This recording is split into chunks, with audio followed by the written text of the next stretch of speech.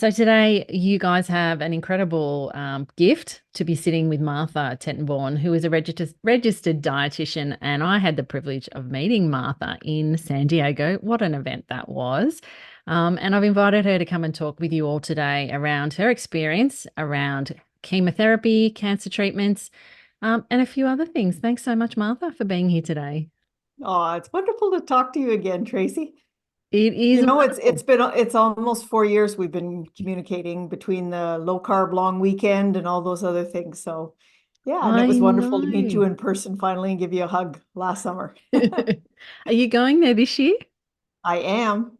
Yep. Oh, I oh, I bought my ticket right after San Diego this year. It just felt yeah, like I'd found my tribe. yeah, yeah. I enjoyed it so much. And Mm. so yeah, I got my flights booked, hotels booked. One of my dietary therapies team members is coming along as well. And she went to Boca in and loved it there. So in fact, she was a speaker in Boca. And so we're gonna go together.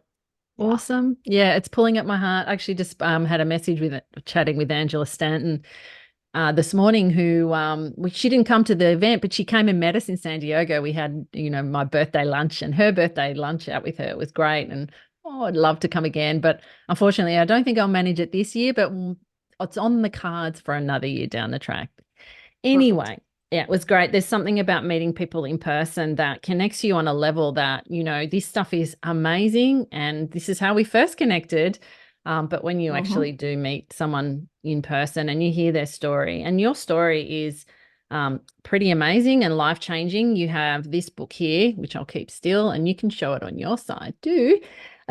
There it Yay! is. Hacking Chemo. It's a great book. I've shared that book with many people, and tell us how that book came to pass. Yeah, sure. So, as you said, I'm a registered dietitian. I'm licensed in the province of Ontario, Canada. Um, and I have been a dietitian. I graduated from university actually 40 years ago. Hard to believe, 84. And at the height of the low carb, low fat, low cholesterol, revolution, right? That, the whole US thing had happened in the early 1980s, just when I started university. And so this was considered cutting edge science. So I've been a dietitian for a lot of years. I've focused in the last while on long-term care and gerontology, but I also personally found low carb in about 2014, 15. Ended up doing my Primal Health Coach certification through the Primal Health Coach Institute so that I'd have some additional training in long-term care or in low carb. God, they all sound the same once you start running Don't on. they? Yeah, so um, tried to start a low carb practice in my little city here in Ontario and didn't get any support from the local docs or anything. And then in 2018, I discovered that I had cancer. And I discovered it by finding a large ovarian cyst, which was not showing signs of being cancer, and therefore I had it removed from my abdomen through a laparoscopic incision and drainage and so on. And then after the surgery, they called me and said, the surgeon wants to see you. Come tomorrow, bring your husband. And I knew what that meant. I work in healthcare, so um, I was diagnosed with high-grade serous ovarian cancer, stage 1C2. And the one means that it was encapsulated and early, for which I am so thankful because most ovarian cancers are caught late. Is that But it was because, sorry, ruptured can I in just my ask you about that? Because I know, actually know personally a few people that have been diagnosed with that. Is that because it's kind of just sits there brewing away? There's no real signs? No, they call it the cancer that whispers Hmm. because the signs, the symptoms, well, I mean, your ovaries are like your most precious jewels, right? They call them your lady balls. Um, and they are buried so deep inside your body that when something goes wrong with them, it takes a long time for it to kind of manifest to the point where you you understand that there's something. And then when it does, it's kind of nondescript symptoms that most women in particular, of course, we're the only ones with ovaries, Mm-hmm. but I mean, we don't often take our own physical symptoms seriously, and we just brush them off. Oh, it's just menstrual pain, or oh, it's just constipation, or oh, it's just, I overate, or, I'm gaining weight, like if they get bloating in their abdomen or something. And we don't take ourselves seriously enough. So for many people and then sometimes, many times, the medical profession doesn't take women and their, pelvic issues seriously enough. And so it gets missed until it is late stage. And about 75% of women with ovarian cancer are diagnosed at stage 3 or 4, at Wow. which point it becomes a real battle, and quite often a battle that women lose. So it's considered one of the deadliest of the female cancers.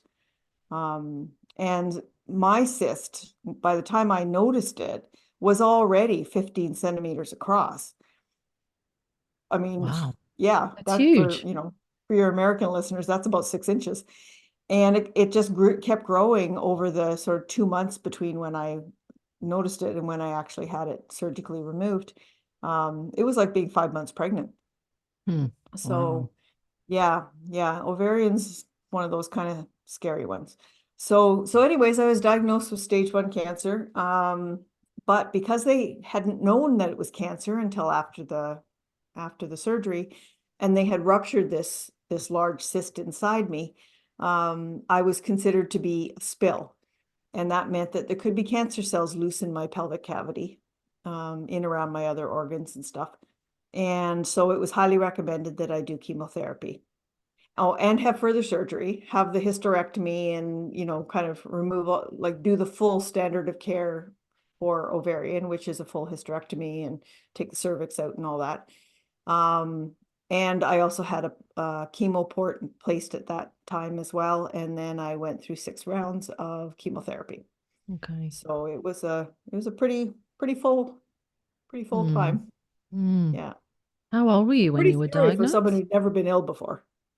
Well, yes, and as a dietitian, obviously you're thinking you're kind of, I mean, it's not everything, right? In terms of what causes cancer, but you must have been absolutely swept off your feet, with Oh, I getting thought I this. was freaking invincible.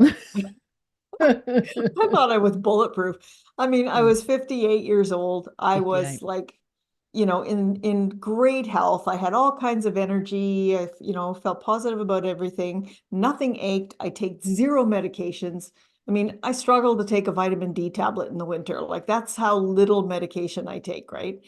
And I was eating low carb most of the time, and I felt wonderful. So this thing literally came out of left field and kind of smacked me up the side of the head. Yeah, and I think one of the things that I've kind of discovered, I suppose, in my curiosity around it, because I think all of us know someone personally who is either going through treatment or, didn't make it, or, is just being diagnosed and hit with the incredible emotions and, everything that's going to go on, is that this is very similar to type 2 diabetes in that most cancers tend to, they're kind of happening over a long period of time. I mean, you alluded to that with the ovarian in that it's kind of hidden away. And by the time we notice this or take the symptoms seriously and get checked out, it's probably progressed quite some time. And I think that's something, like you had already gone low carb when you were diagnosed. Oh yeah, yeah, several years.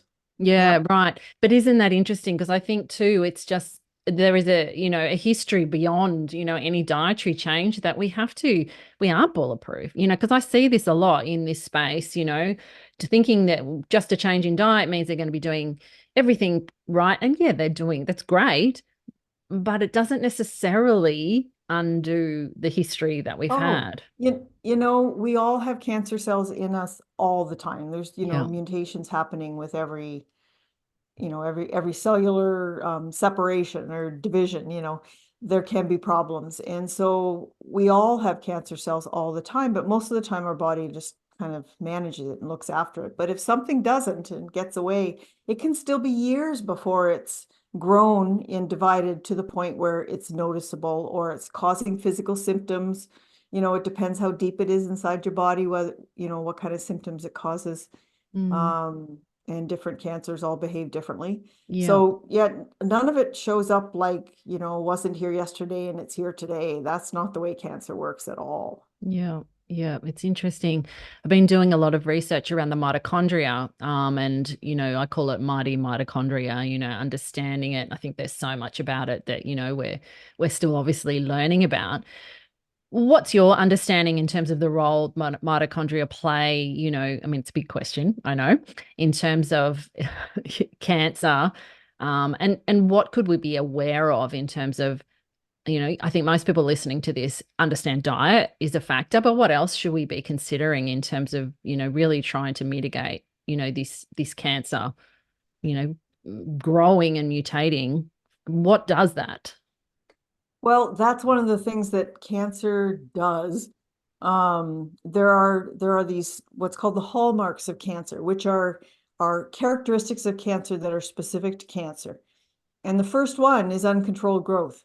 So in other words, cancer has this biological imperative to grow, grow, grow, grow, grow. It does not have the ability to slow itself down, go into any kind of, maintenance or holding mode. It is always being pushed to grow. And that's one of the biggest hallmarks. But you mentioned mitochondria, and it's interesting because in terms of cancer, mitochondria has been shown to be damaged in many cancer cells.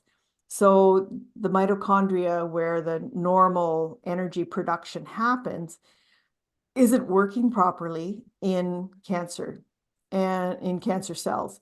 And so this very elegant energy production metabolic pathway can't work in those cancer cells, and for many of them, not all of them, and nothing's 100%, but for many of them. So they go to an alternative, a more ancient version of energy generation that takes place in the fluid or the cytoplasm of the cell. And it's literally a fermentation process. It's what bacteria use to generate their energy, but it's also what we use if we push our muscles so hard that the oxygen can't get to them. So if anyone's ever done a sprint and you get that burn of lactic acid in your muscles, the lactic acid is one of the byproducts of this cellular fermentation. So it's the instant energy. It's very fast. It's not nearly as efficient as getting energy through a mitochondria. In fact, it's so much less efficient. If you take one sugar molecule and you break it down and run it through that metabolic pathway in the mitochondria, the mitochondria will generate 36 units of a little molecule called ATP. And ATP is the actual energy currency of the body. That's what we actually use for fuel. Not sugars, not fats. It's this ATP. So 36 from one mitochondria. If a cancer cell takes one sugar molecule and breaks it down into this instant fuel in the cytoplasm, it makes 2 ATPs. So I mean, 18 times less, or like it's so much less. And mitochondria create very little waste product, carbon dioxide and water. Breathe out the carbon dioxide, we pee out the water, like it, very clean burning fuel. Cytoplasmic fermentation creates lactic acid, which is acidic, and that acidifies the cell. It also provides building materials for the cell, which of course cancer has this imperative, it has to grow all the time, right? So that works for the cancer cell, plus hydrogen, which is acidic.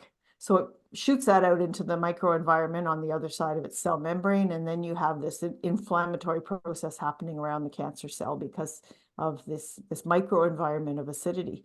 So all of this stuff is part of what makes cancer metabolism really different. And I had no idea that there was a different metabolism. That was part of when I got diagnosed. I said, like, okay, I was already a renegade because I was following this low carb path, and most dietitians don't, as you know.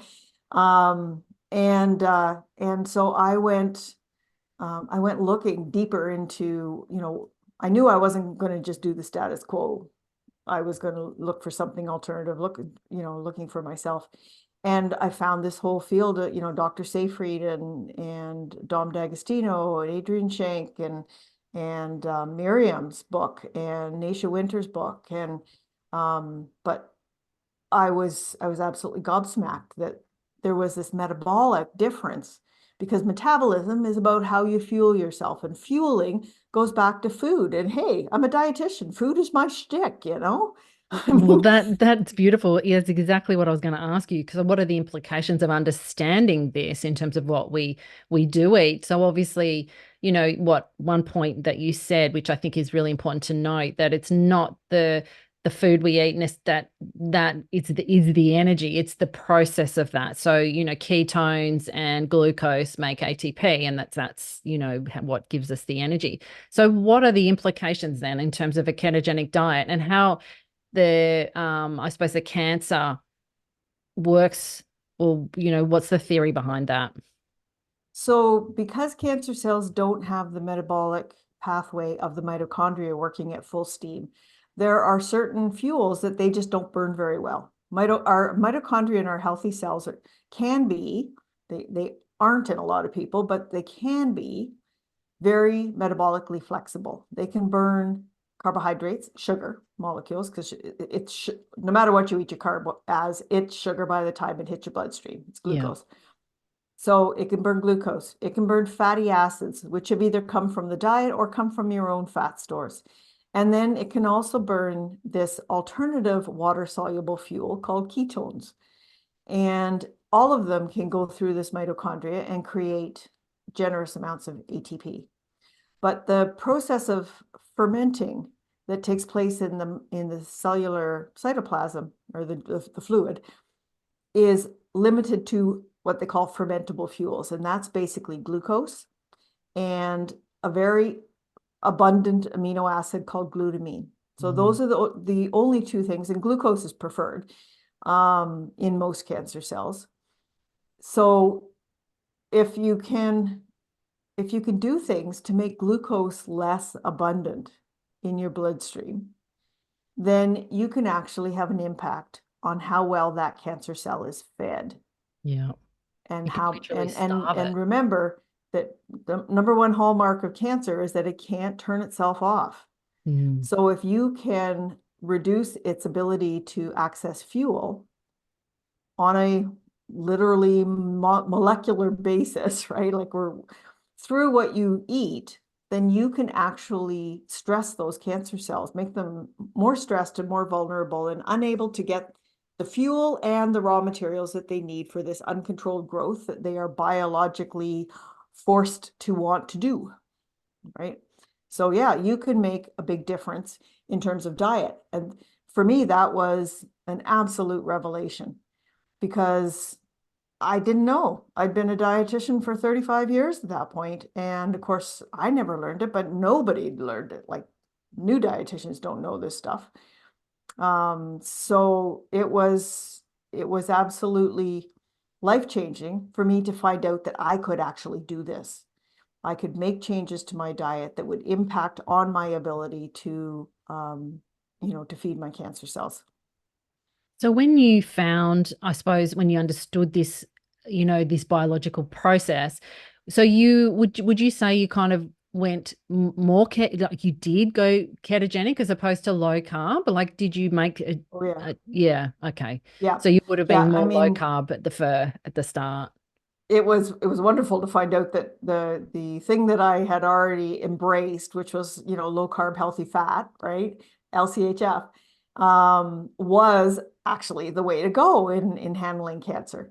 Um, Except more so because we really want to control that blood sugars stay very low and very stable, and that we don't have blood sugar spikes after meals, right? If we can keep that really low, then we can keep the amount of insulin in your blood really low. And insulin acts as a growth factor for cancer cells. Most cancer cells will have more sugar receptors, like glucose receptors, and more insulin receptors on the surface of their cell membrane than the normal cell, because they want those things. They're looking for them. So by changing how we eat, and keeping the carbs very, very low, we can make our healthy body will be fine. Our healthy cells, they'll just switch and use a different fuel. They'll use fatty acids, or some parts of our body will use ketones, but these cancer cells don't use either of those very efficiently. So they're stressing while the rest of them are just cruising. What else can we do other than change what we eat? Your book is called Hacking Chemo, and I know, it says on the front therapeutic fasting, as well as the Yes, ketogenic diet. yes. So therapeutic fasting in my interpretation anyways, and the people, the teams that I work with, is using fasting as a way of controlling the metabolism of your healthy cells so that they are not as impacted by the treatments. Right. Okay. And I'll unpack that because that's a big sentence. Mm. Um, when you take something like a chemotherapy drug, the drug is focused on finding the chemical markers of fast metabolism, of growth. Okay. And that's what it targets, and it disrupts it. And that's what you hope causes enough damage that cancer cells die. Right. Yeah. So in a healthy adult human body, we don't have a lot of areas that are in active growth. Okay. We have things like our hair follicles, which are constantly producing, growing and producing new material. And the bone marrow of our long bones, which is where our blood components are built. So things like platelets and red blood cells and parts of our immune system are all created in the long bones. And that's an area of active growth. And the other area that's quite active in adults is our digestive tract. So everything from our mouth to the other end is one big tube with hundreds of square meters of surface area, all covered in cells that are regenerating and sloughing off all the time. And so those are the areas, if you think about it, cancer chemotherapy drugs go in, they disrupt growth. So you hope they hit the cancer cells, but the parts of your body that get side effects, and I'm air quoting for the people who are listening to this, is actually the chemotherapy doing what it's supposed to do, but it's doing it to the growth parts of your healthy body. Right. Right. Yeah. So if you can, through fasting, give your body the signal that there's no fuel, then your brain will send a signal out to your body that says there is no fuel, quiet down, no more active growth, just go into maintenance mode, do some cellular housekeeping, see what you can find, dig around the closet, see what you can find that you can burn for fuel, and just wait until the fuel comes back. Okay. And healthy cells can do that. No problem. We've been able to do that for 2 million years or more. Right? Animals do that all the time. They hunt something, they eat, they feast, they go and have a big sleep. And then, a day or so later, they start getting rumbly hungry again, and they start going out and hunting again. And that's a pattern that we as human beings have lost. Mhm.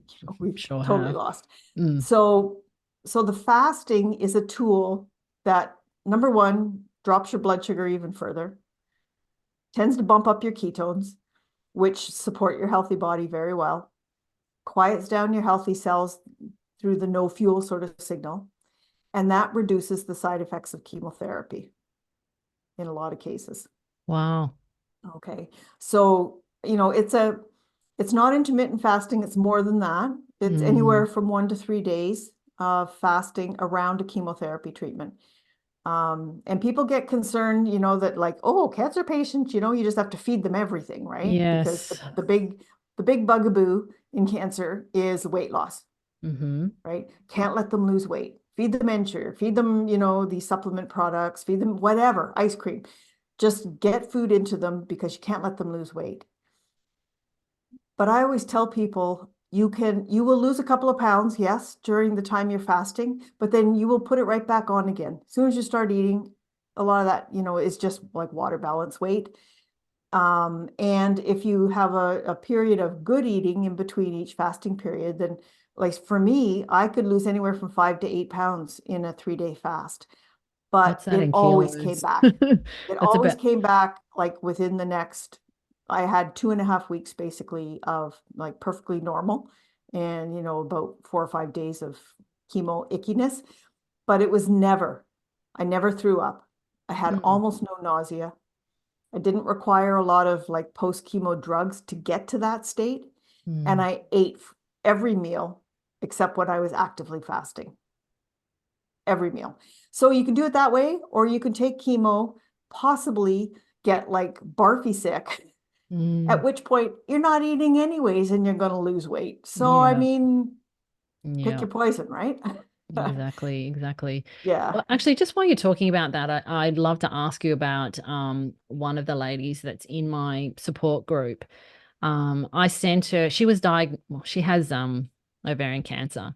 And she's currently going through cancer treatment. She's 70. She's a gorgeous lady, of course. And I sent her up your book. She lives in Queensland and she read it and relished it. She sent it back to me. I did get cross at her. I said I'd sent it to her as a gift, but she sent it back so I could keep sharing the love. Um, and I told my group I was talking to you today because as I said, we're talking about mitochondria and really understanding, what damages it and what we can do to keep it as thriving as possible. And with her going through what she's going through, she actually asked a question, and I'm hoping that you don't mind if I ask you if I can just read directly what she said to me, and see what, absolutely. Oh, Sure. fantastic. So she said Don't to take it me, as medical advice, no, no, ladies, no, no, but no. yeah, Obviously, it's not. It's just a general conversation. Um, but she said, just a query, Tracy, as I'm struggling to keep weight on, exactly like you just said, but was 50 kilos yesterday with my hospital dressing gown on. She's not very tall, 155 centimeters. Should I still fast as long as Martha suggests? Before, during, and after chemo, I eat as much protein and fat as possible, 2 meals a day. Thank you. So, any insights around that? so chemotherapy comes in a whole lot of different variations, permutations, combinations, timing schedules, drugs. Like there's so many different ways of approaching it. But a lot of the chemo, particularly for chemo for like the gynecological cancers, so a lot of the standard drugs that have been around for a while, they are often administered on a 3-week cycle. Mine was administered on a 3-week cycle. Hers may very well be as well. And so for a 3-week cycle, you can fast 72 hours, which is what I did, because it's basically 2 full days and then sort of a half day at the end, right? Because you stop eating. So my chemo was on a Thursday, so we'll just use that as an example. I would stop eating on Tuesday after supper. So I'd eat a nice big dinner. That was it. I quit eating. So by the time I woke up Wednesday morning, I was already, 10, 12, 14, no, about 14 hours into my fast. I would not eat on Wednesday. Now, this is not a water only fast. I should clarify that right away. This is a supported fast, meaning that you can have other non-caloric beverages. Okay, because the purpose of the fast is not some big detox or anything. The purpose of the fast is to quiet down your healthy cells by telling them there's no energy coming in. Mm, So I used coffee, hmm tea, herbal teas, and defatted, so almost no calories bone broth hmm as my main fluids, plus water, bubbly water, that sort of thing. And and I had a routine where I drank coffee in the morning, black. Though you could throw in like a tablespoon of heavy cream if you really had to make coffee work. But um, and then herbal tea later in the day. I'm one of those people that can't drink black tea without milk. So black tea was off the list during the fast. I could do black coffee, I can't do black tea. So, and then bone broth on the days when I felt good, which was usually the Wednesday, right? Because Wednesday, I haven't had my chemo yet. I feel like $1,000,000. I feel normal. And I was working, so I would take my jug of bone broth to work with me and warm it up. And And then on Wednesday nights, we would drive the 3 hours to our cancer center.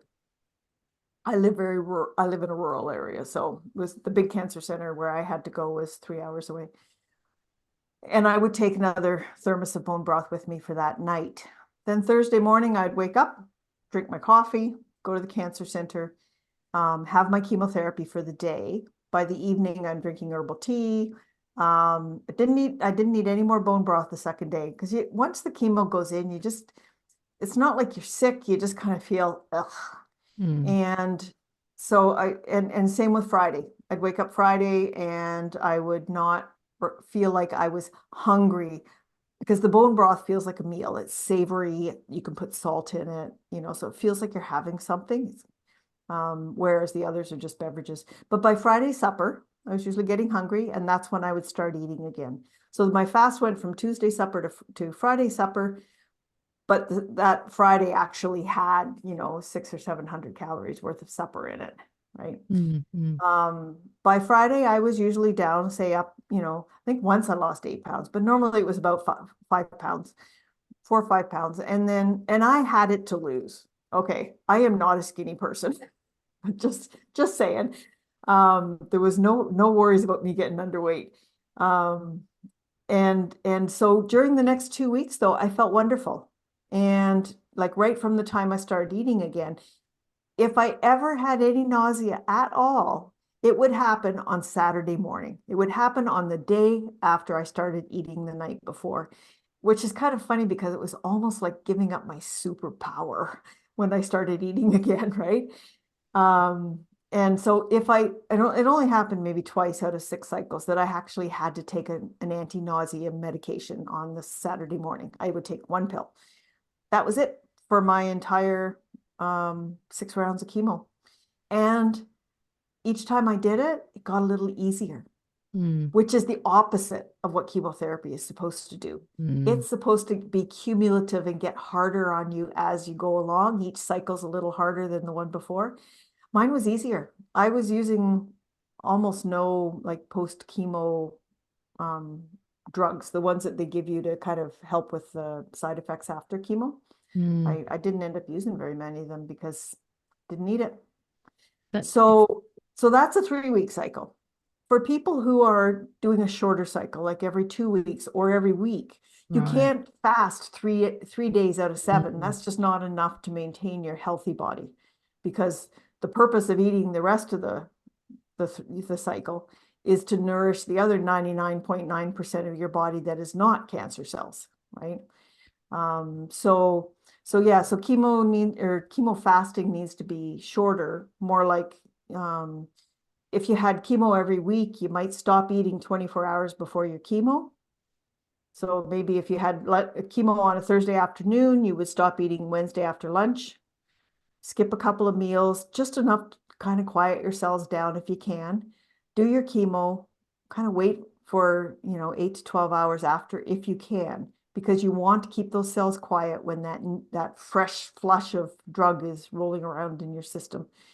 Um, it doesn't cover you for the whole 3 weeks. Like those drugs have a 3 week mechanism of action. They actually they peak and they, different metabolites come get metabolized and they do different things. A lot of the effects of those drugs happen in the second week. So Mm. things like the bone marrow suppression tend to happen in the second week after those chemo drugs. Losing your hair is a later effect. It happens into the second week.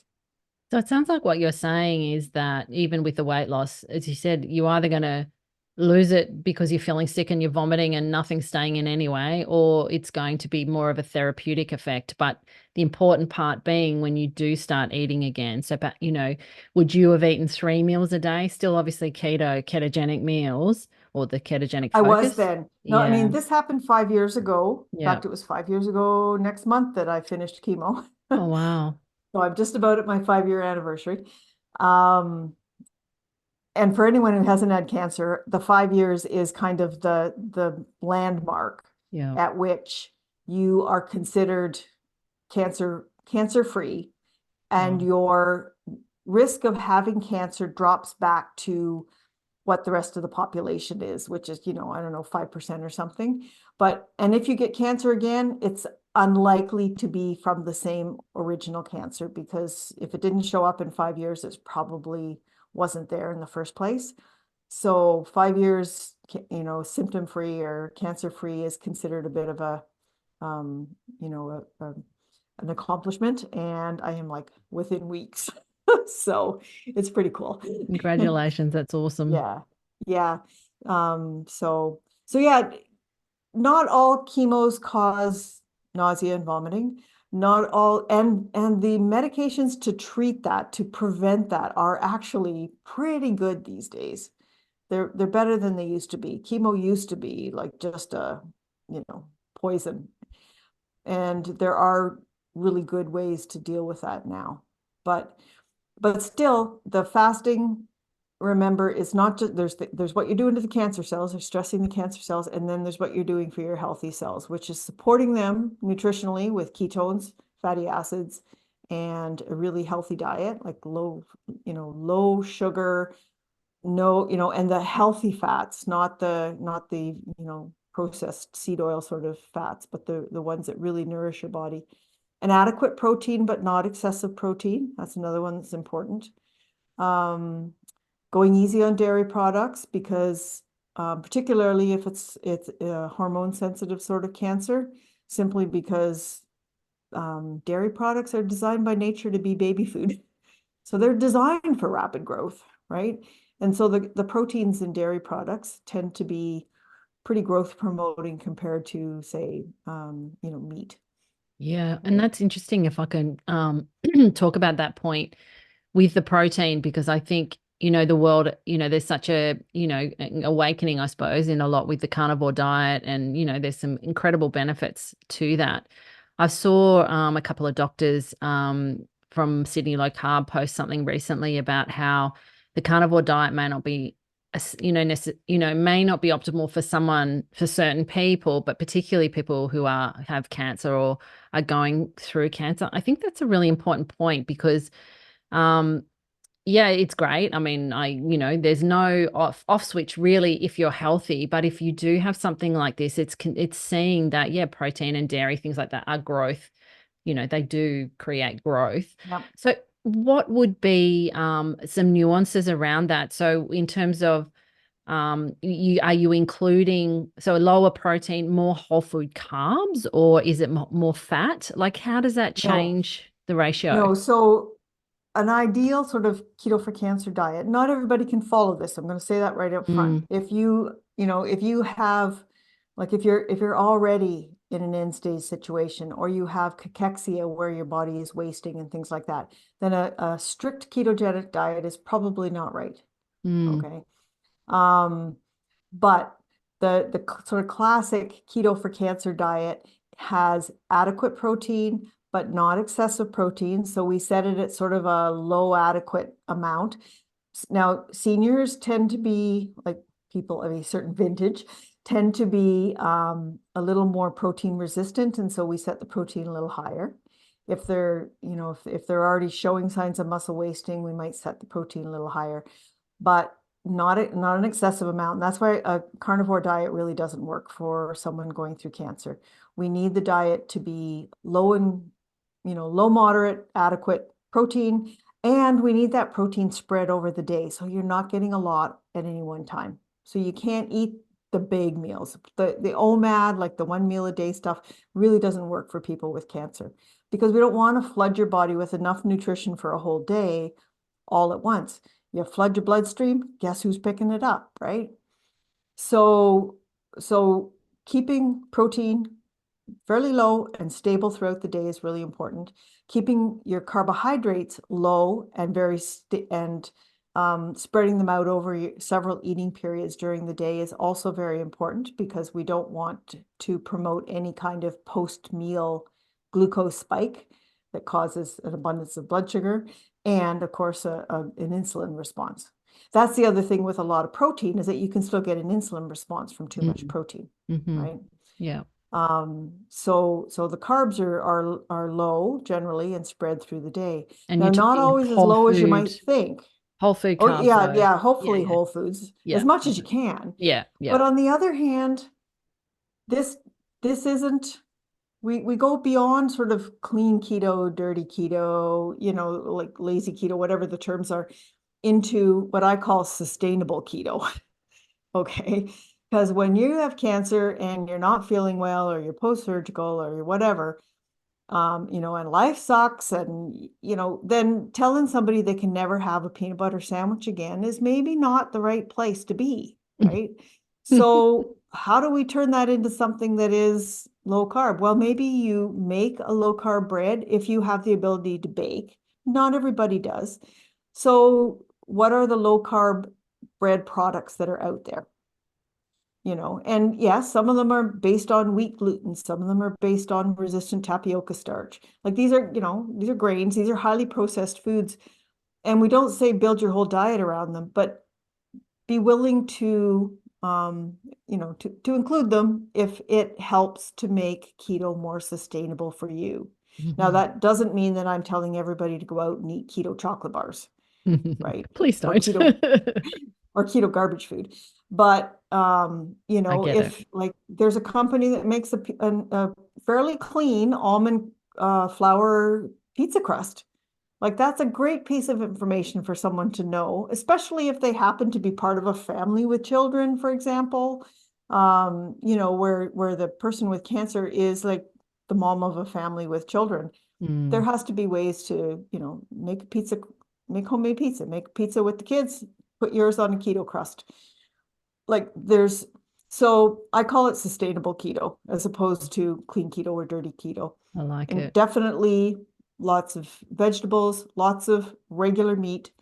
Buy as high quality a Mm, product as you can. yeah, yeah, Organic, grass fed, wild caught, all of those, yeah, terms. yeah, Get the best you can, but if you need to buy all of your meat at Walmart, so be it. yeah. Like you're still better off than eating Oreo cookies, you Yes. know? Yeah, Yeah. yeah, yeah. I And get and it. that's where I think people and that's part of the coaching process when we Mm, do the cancer coaching mm, is meeting people where they are. I mean, I've counseled, whole food vegan people wanting to go keto, and it's really hard, mm. and Yes. or yeah, or a vegan person who will consider adding eggs, for example, Mm, or some wild caught cold water fish, but they would never eat anything warm blooded. So I mean, yeah. there's all these different ways that you can tweak it Mm-hmm. to try and meet those criteria for nourishing your healthy body, being the best quality um, food that you can manage, still having it be something that provides food for your heart as well as for your cells. You know what I Yeah. mean? Like your Yeah. food is as much about your brain and your heart as it is about your digestive tract. And Yeah. so, particularly in the situation of cancer and in the situation of families dealing Mm, with cancer, not just individuals, you have mm. to address all those things. Yeah, absolutely. I love that. I think that's something that tends to get missed in all the information that gets shared. The fact that of the nuances and the life you lead and your situation. So I think you've just brought a beautiful level of insight and compassion to to the process. I'd love to wrap it up by just asking you, Martha, in the last 5 years, what have been some of the biggest insights and learnings that you've had? Oh, well, um, I'd say I was pretty smug prior to my cancer diagnosis. And it's humbling to go through a cancering process. Um, you have to make yourself very vulnerable and willing to accept help from others, both things which I struggle with because I'm a control freak. Um, and and I came to a much more nuanced appreciation for life, for experiencing gratitude, for connecting to each other and universal energy, and compassion for people who are going through hard times, whatever they are. Um, I mean, I had never really, funny example, I'd never experienced nausea until I got pregnant. And my first pregnancy, I was really nauseous, like for about 2 months, like thrown up out the side of the car. It opens, stop the car, barf, right? And from that point on, and I'd already been a dietitian for a number of years at that point, but from that point on, I had an entirely different perception of what nausea means and how life encompassing it is. And life sucking is my term for nausea. It's like, if you need drugs to get you through nausea, take the drugs. It is not worth losing your life energy to nausea. Like, just, suck it up, take the drugs. So yeah, so my level of compassion has increased dramatically, for myself and for everybody else, and realizing that we're all human and we're all going through things, and that perfection can't get in the way of good. Like, you can move towards the target. You don't have to be perfect at it. I mean, I was strictly keto for the 5 months I was in chemotherapy, plus, the couple of months ahead of that when I was having surgery and stuff, other than Christmas, but which fell in the middle there. But once I started chemo in January, I was like, completely faithful to a keto diet. But once it was over, I started just kind of relaxing back into a low carb diet. And that's kind of where I live now. Mhm. I would call it low carb skirting around the edge of keto, Mhm. with the occasional excursion into potato chips, which happened to be my particular kryptonite. I don't have a sweet tooth, but oh, kettle cooked chips, right? So, once a month I probably have a serving. Um, and but most of the time, no, it's animal based, whole vegetables, modest amount of keto bread, cracker type products, and say almost nothing sweet, because sweet just doesn't appeal to me at all. There's never really much fruit in the house. Um, Occasionally buy some grapes for my husband. But that's what works for me. Other people couldn't imagine life without fruit, and so we start talking about blueberries and raspberries, and Yeah. how I to love fit those in, and how to cover all those calories with fat so that you slow down the digestion of them. There's so many beautiful insights and wisdom in that. What about a message for people who might be listening to this who are going through it, and just some Yeah. words? It's always good to hear from someone who's kind of been there and come out the other end. Yep. So what I always tell people is that cancer is not a foreign invader that has come at you from the outside. It's not like a virus or a bacteria or an infection. Cancer is yourself. It is your own cells. They're misguided. They're out of control. They need to stop what they're doing, but it's you. It's not something foreign. And you can't hate it out of existence. You can only love it out of existence. And Oh, so love for yourself and connection to the universe, however you understand that, whether that's God or nature or whatever it is, everybody's got their own understanding of it. But that is so, so important. I went to bed every night, and that thing you do with your hands where you make a heart, and I would just lay it on my belly, on my lower belly, like over where my uterus used to be, and just send love to that part of my body, and I was so grateful for everything that happened, for friends that came out of the woodwork and brought me food, and some of it I couldn't eat. I'd feed, but it fed my husband. That mattered, right? And for my husband, who was my rock through all this, and my friends, and my doctors, and like it, gratitude and love and connection and love for yourself. Especially as women, we're so hard on ourselves. You gotta love yourself. You cannot hate this away. oh gosh, that is just the most beautiful thing I've ever heard. I love that. I love it so much. Thank you, Martha, for sharing all you've shared today, for writing the book that you've written to put your experience in it that, so others may be able to have a guiding hand while they're going through it. My final question is, do you see international clients? So if I obviously going to put your details below, but would you see people who are in Australia? Absolutely. I am licensed as a registered dietitian in the province of Ontario and Yeah. only in the province of Ontario. Okay. I cannot be a dietitian anywhere else. I can't be prescriptive. I will do education and health coaching for people who are anywhere in the world that are self-referred and want to talk to me about questions.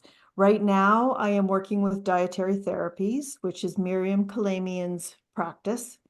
I am coaching and educating clients through her practice, and we see people from all over the world. Oh, Um, that's great. Preferably people that speak English because I don't speak anything else. Um, Yeah.